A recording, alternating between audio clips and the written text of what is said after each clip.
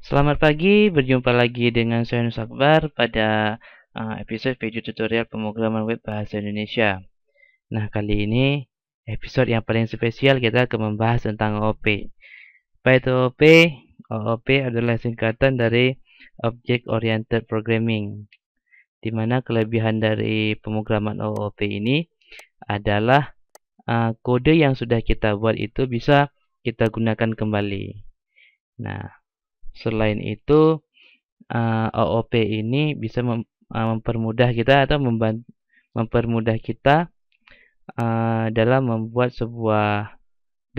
sebuah proyek lah, karena proses-proses itu dibagi berdasarkan kelas-kelas yang kita bangun atau kelas-kelas yang kita buat sendiri. Oke, saya langsung buat OOP.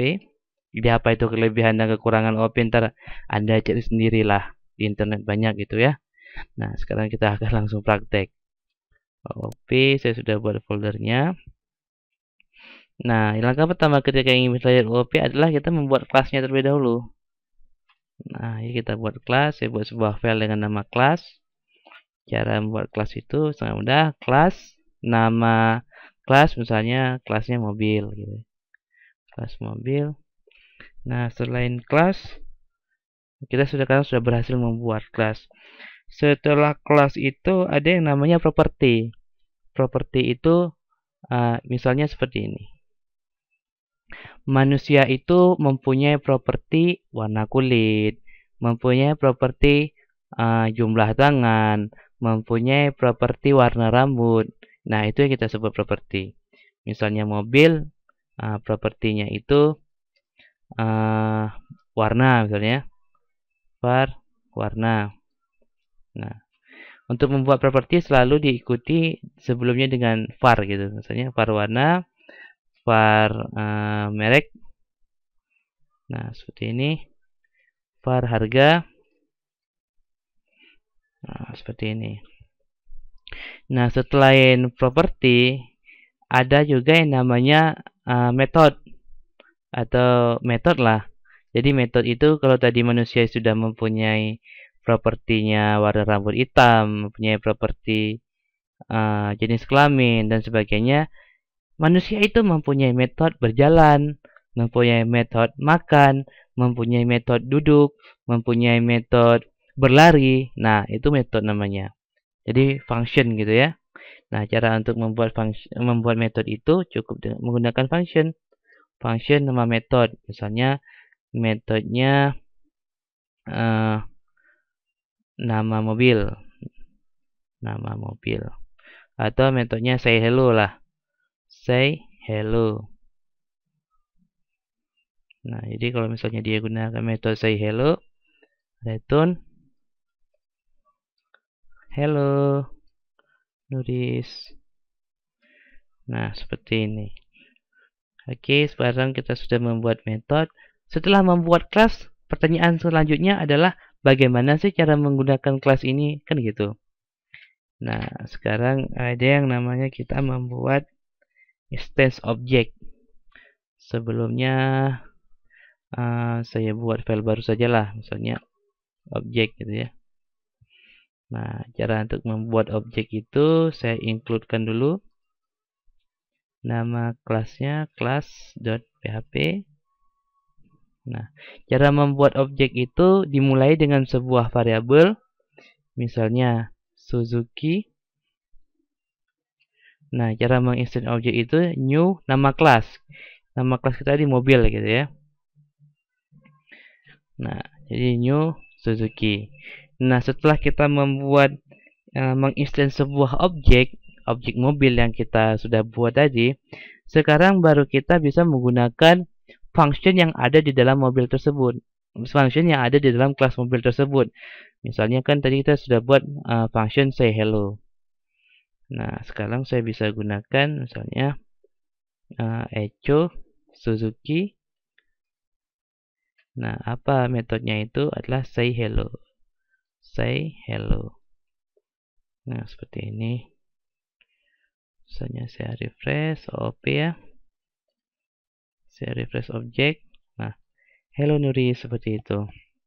Itu caranya.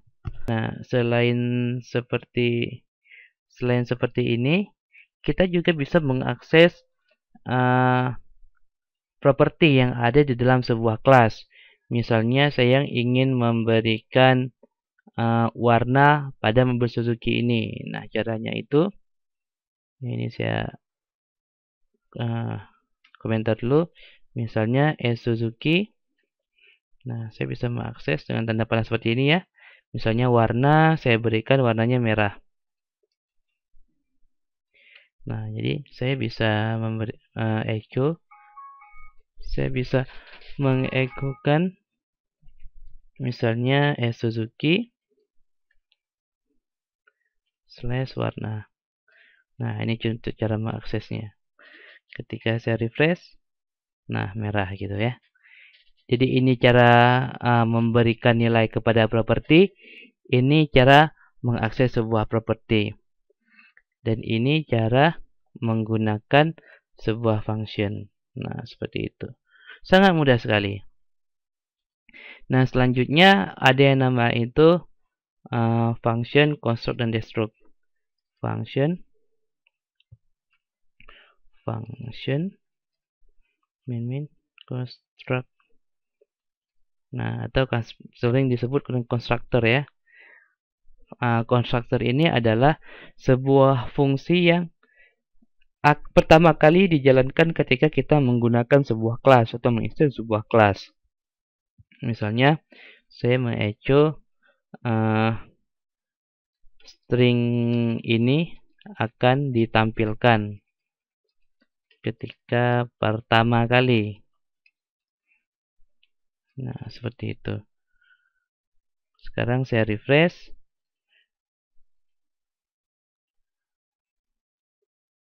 Echo function construct object Suzuki new mobil gitu ya. Construct, oh salah nih. Construct. Nah, seperti ini constructor. Nah, kan string ini akan tampilkan ketika pertama kali. Saya buat BR ya. BR. Saya refresh. Nah, ini akan ditampilkan ketika pertama kali. Walaupun kita tidak memberikan perintah untuk menampilkan function tersebut, apapun ceritanya, function construct ini akan tetap dijalankan walaupun kita tidak ingin menggunakannya gitu. Jadi kalau misalnya kita sudah membuat function construct, sekali lagi, function ini adalah function yang pertama kali dijalankan ketika sebuah kelas itu di instance objeknya atau dibuat objeknya. Nah, setelah kita membuat function construct, ada lagi kebalikannya, function destruct. Nah, atau kalau tadi constructor, sekarang destructor. Saya akan mengecho ke string. Ini adalah string penutup. Nah, kalau tadi construct adalah function yang pertama kali dijalankan ketika kita membuat kelas. Kalau misalnya destruct itu adalah function yang akan dijalankan ketika kelas tersebut selesai digunakan. Saya refresh. Nah, kan ini adalah string penutup. Dia akan muncul seperti ini. Sekali lagi, walaupun tidak kita perintah untuk menampilkan, dia akan tetap muncul kedua function ini. Seperti itu. Oke, kita sudah. Jadi kesimpulannya, kita sudah membahas tentang pembuatan kelas. Cukup simpel, kelas, nama kelas. Kita sudah belajar membuat properti. Ya, seperti ini, warna, merek, harga. Kalau manusia itu ada properti warna rambut, ada warna mata, ada jumlah kaki, ada bangsa, seperti itu. Ada yang namanya metode gitu ya. Kalau manusia itu metodenya berjalan, berlari, duduk, makan, dan segala macam. Selanjutnya ada function constructor dan destructor. Perbedaan keduanya adalah kalau constructor itu adalah function yang pertama kali dijalankan ketika kelas itu dibuat, sedangkan destruct itu adalah sebuah function yang dieksekusi atau dijalankan ketika kelas tersebut selesai digunakan, walaupun kita tidak menampilkannya, tapi kedua kelas tersebut akan tetap dieksekusi atau tetap jalankan. Nah, setelah itu kita juga sudah belajar tentang menginstance sebuah objek, atau kita bahasa pasarnya itu menggunakan sebuah objek ya. Jadi dimulai kita membuat sebuah variabel. Setelah itu new, nama kelas yang akan kita gunakan. Setelah kita menginstance objek, baru kita bisa menggunakan baru kita bisa mengakses atau menggunakan metode yang ada di dalam kelas yang kita buat tersebut. Nah, misalnya saya buat contoh satu lagi lah ya. Misalnya Honda. Nah, Honda sama dengan new mobil misalnya. Mobil Honda kan ada ya. Mobil. Nah, apa yang misalnya saya ingin ngeset harga. Nah, harga baru Honda. Saya ingin ngeset harganya itu 100, 223. Saya ingin set harganya 100 juta. Nah, selanjutnya saya baru ingin menampilkan harga Honda tersebut. Harga mobil Honda, harga Honda sama dengan harga. Nah, saya menampilkan value dari harga objek Honda tersebut. Nah, saya refresh. Nah, ini dia muncul ya. Saya berikan komentar dulu di sini. Nah, di sini saya beri perintah br. Nah, saya refresh. Nah, muncul seperti ini kan. Pertama kali. Oh, ini masih ada. Saya komentar juga. Nah, ini adalah konstruktor, ini adalah harga. Nah, ini yang kita tampilkan harganya gitu ya. Atau di sinilah saya buat sebuah function lagi, function get harga.